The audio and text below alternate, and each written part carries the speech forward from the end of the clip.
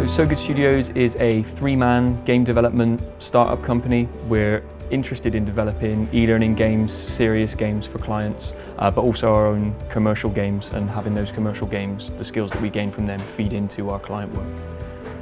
We started out in the first year of uni, we met each other and realised we all had the same sort of passion for games, and we all wanted to produce high quality products. And I think that's why we began the company.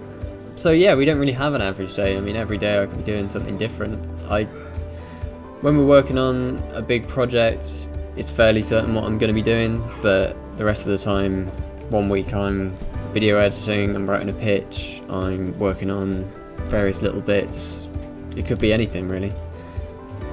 So Tap Tournament is the project that we created effectively as a proving ground. It was supposed to be built in 2 months, though eventually it ended up taking about 5. It's supposed to be a very simple, very approachable multiplayer game for tablet, played by families, groups of friends that anyone can get into really simply.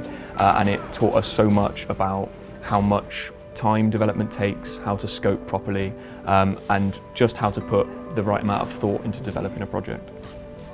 Yeah, I think when you start out, you feel like when you do professional work, you've then got to raise your standard. It's not just for you anymore, it's for other people. And when people are spending money, you have to sort of face up to this daunting task of knowing that what you produce has to live up to that cost.